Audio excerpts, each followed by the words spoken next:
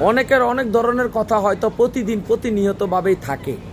আজকের এই ব্যর্থতার এক শহরে আমি এক ক্ষুদ্র একজন মানুষ এবং ক্ষুদ্র একজন প্রবাসী।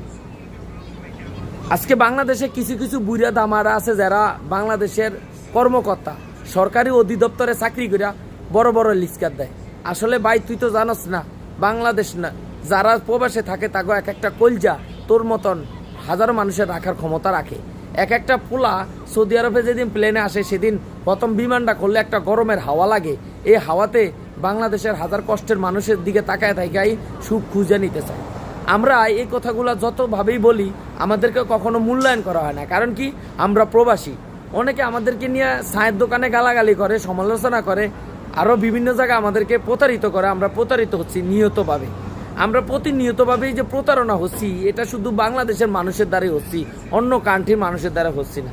আপনারা দেখেন, আমরা এই যে বিভিন্ন দেশে নেপালি কন, ইউমেন কন, সুদানি কন, মাসরি কন, বিভিন্ন রাষ্ট্রের মানুষ এখানে আসে, এখানে এই সৌদি আরবে আসে, কাতারিরা আসে, বিভিন্ন রাষ্ট্রের আসে। আলহামদুলিল্লাহ, আমি অনেকের নাম জানি না, অনেক দেশের নাম অনেক সময় জানি না, হয়তো ভিডিও করার সময় টাইম একটু কম থাকে, এই কারণে আপনাদেরকে বলি।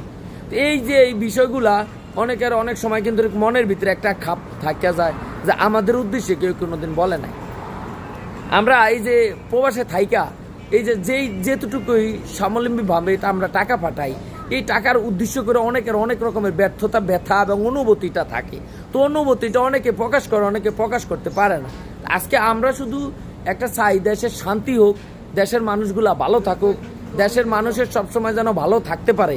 আজকে দেখেন, বিএনপি আওয়ামী লীগ নিয়ে কিন্তু বাংলাদেশটা উত্তাদল একটা তাল হয়ে গেছে। আমরা চাই না কখনো এরকম তাল থাকুক। আমরা চাই আমাদের ভাই, আমাদের বোন, আমাদের মাতৃভূমি, আমাদের যে বাংলাদেশটা, এই বাংলাদেশে সবসময় শান্তিতে থাকুক, ভালো থাকুক।